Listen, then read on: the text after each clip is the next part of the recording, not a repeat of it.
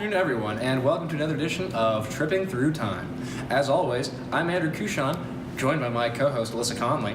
And today we'll be tripping through time to get to the bottom of term limits. Last week we had a vote at the end of our episode on what we should cover next, and 54.3% of voters selected term limits to be our topic for this episode. Now, I don't know about you, but personally, I'm very excited to dive right into this topic. The voters have selected a perpetually relevant topic in the United States government, stretching all the way back to the Founding Fathers, and a topic that is still being hotly debated today. Andrew, for those viewers out there that may not know a whole lot about term limits, can you give a brief summary to me, acting like I know nothing at all about it? Of course! Well, the issue of term limits isn't specific to the United States. It actually was debated all the way back to ancient Rome. And that's our first stop, but I won't say any more. However, it's all about whether a public representative should be allowed to serve an exponential and unlimited number of terms, as in if a senator could just keep running and running and running, or if they have to stop at some point in time. Senator Robert Byrd served 51 years, and cases on term limits even made it to the Rehnquist court, but we'll get to hear from him later. Riveting stuff, truly fascinating. As of today, the president is the only federal position with a term limit, which is 2 years. Placing term limits on other offices is being debated, so let's hear what some of our friends have to say about that idea. Well, without further ado, let's dive right in. Let's set our dials to 123 BCE, smack dab in the middle of the Pax Romana, Rome's golden age. Sounds great.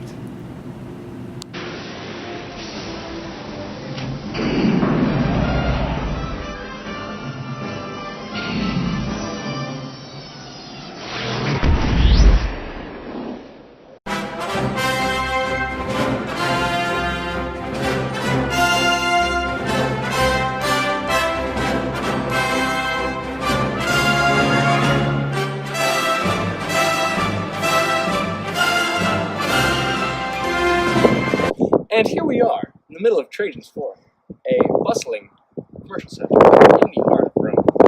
Excuse me, you sir. Yes. Let me ask you a few questions. Hail and well met! How are you today, fellow Romans? Quite well. What are your thoughts on term limits, Mr. Polonius. As you know, our government enforces strict term limits. While any member of the High Councils can run for re-election, they can't run again until 10 years have passed, guaranteeing that the government is run for and by the people, not corrupted by greedy old politicians. Oh, I see. Very sad. And you believe that having a government run like this is the way to make it most utilitarian for the people? Why, of course! Look at the Goths to the east, uncivilized tribes with chiefs for life, not by election, but by birth. Have they built roads with material I'd wager will be envied in 2,000 years? Have they built great monuments like this tower depicting the illustrious life of Emperor Trajan? Can they pipe water to a city from hundreds of miles away? I rest my case.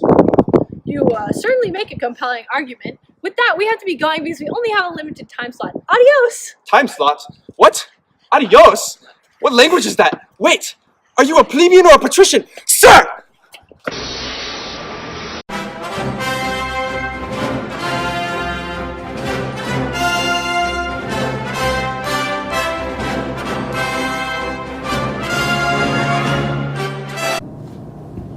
Here we find ourselves outside the New York home of Founding Father James Madison, who tonight is joined by compatriot Alexander Hamilton as they discuss the success of the Federalist Papers in the year 1788.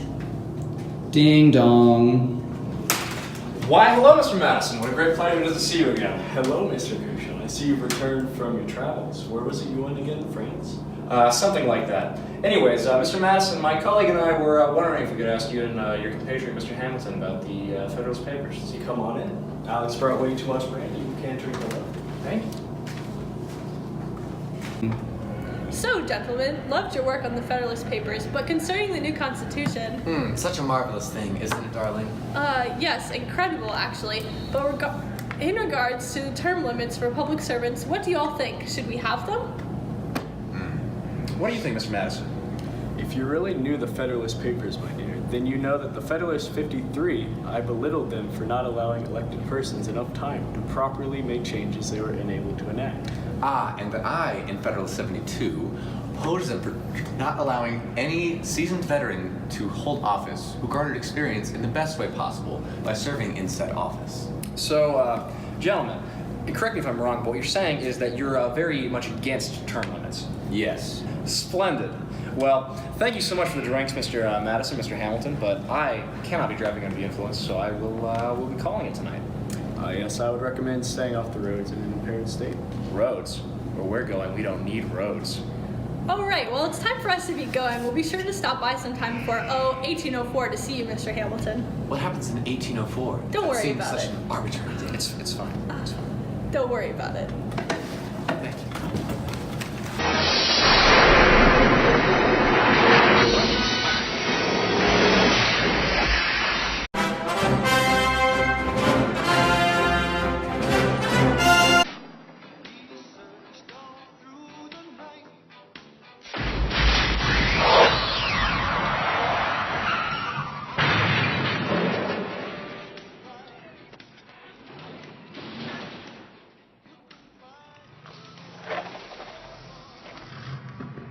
Crazy drunk driver.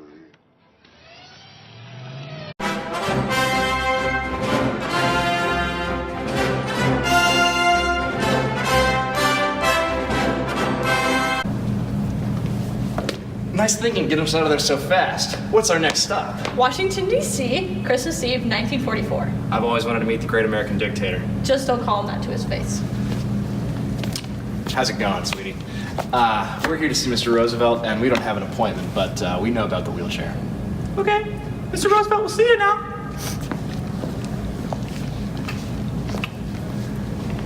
Good evening. What can I do for you? Hello. Now look, Mr. Roosevelt. Wheels, can I call you Wheels? No? Okay, I don't know why I thought I would ask that question. Anyways, we're here for just one quick question, not the Wheels one. So we know you're probably occupied and kind of all night, but we just have one question. Okay, what is it? What are your thoughts on term limits, sir? Never heard of him. But surely the thought of them has crossed your mind at some point when you became the first president to break the legal precedent of, not legal precedent, but just a formal amendment precedent established by Washington of 2 terms. It might have been brought up once or twice here and there, but I didn't think it was that important because, the people chose me. And it's not like I just walked in right here and I just said, the presidency's mine. It's not like that, so. Fair play, but do you have any objections to limiting terms if, say, an incumbent was corrupted? Oh, not at all. But there's no danger of that here because even if absolute power corrupts absolutely, I cannot be absolutely corrupted. Oh, wow, good one, Mr. President. Very original. I'm glad to see that you're very much against term limits and that this visit really wasn't necessary because we probably could have guessed that on our own. But it was a pleasure. Billy Mays, he's got the OxyClean slot right after us, so we're going to have to dash. What's OxyClean? Oh, you know OxyClean. You Billy know- Mays here, that guy, big beard, you know Billy Mays. Yeah. Is he a senator? No. Is he a Democrat? Maybe you have. Maybe you haven't seen it. Republican. We really, I don't know. Third party. Yes. Yeah. I'm actually a member of the Billy Mays party. Really? Yeah, Yes. maybe we should get We going. need to get going. So Okay. thank you, Mr. President. Communist? It's amazing. Hi, Billy Mays here for OxyClean, the stain specialist. Watch how OxyClean unleashes the power of oxygen, making tough stains disappear like magic without fading or bleeding the colors. For pet messes, OxyClean is a must. It goes deep down below the surface to get rid of the stain and the odors. It's the stain remover for the things that you love. Don't just clean it, OxyClean it. Here it comes from the Bob Barker studio at CBS in Hollywood. It's The Price is Right.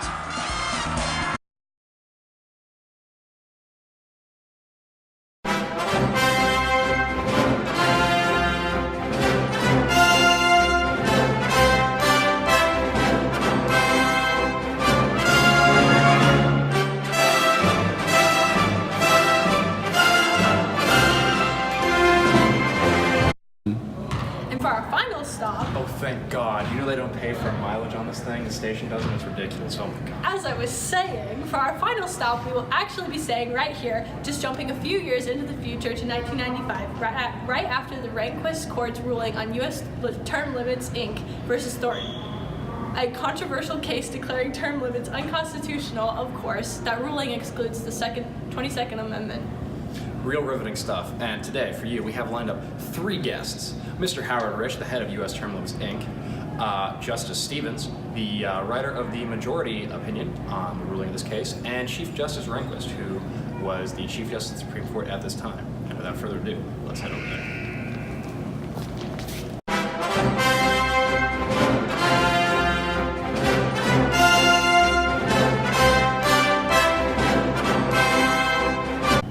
For your viewing pleasure, we've gotten them all to agree to an exclusive interview. Good afternoon, gentlemen. How are we doing? Not too well, honestly. Absolutely buzzing, thanks. No, personally, I'm appalled at how the American justice system is failing myself and the American people. Juicy stuff. So, Justice Stevens, let's start with you. Clearly, you were opposed to term limits, Of course. and just why is that? Well, as I said for the majority, the court feels that imposing term limits violates the right of the people to elect their own state representatives, as it would seem that the states are electing the reps for the states. Fair play. Very good points. And moving on to Mr. Rich. What are your thoughts? Look, when I founded U.S. term limits, our goal was to root out corruption by ensuring that politicians that had overstayed their welcome and become fat cats of taxpayer dollar were pushed out of office, and working to move in new, hopefully pure representatives into office to preserve American ideals and values. With the ruling today in favor of the corrupt and greedy, I don't know how much faith I can maintain in the American justice system. That's a very well-structured argument. So you're saying that the lack of term limits opens the door for corruption? Not just opens the door, but inherently breeds corruption. I see. You have very strong feelings about this. Yeah, very strong feelings. So before Howard takes all of our screen time, Chief Justice Rehnquist, you remember the dissenting party, and would you agree with Mr. Rich on his stance on the subject, or would you disagree? Ultimately, I can't say I'm as impassioned as Mr. Rich. However, I vehemently agree with Justice Thomas, who penned our dissent. Clarence said that if the people of Arkansas wish to vote to impose term limits, so be it. This Constitution is silent on this. Therefore, we have no right on precedent, to bar the act itself, no matter how we feel. Very well put, Chief Justice, because if the people themselves are installing the limits, then they are governing themselves, and that is well within their constitutional rights. And thank you all for your time, and we wish you all the best, and we will now be on our way.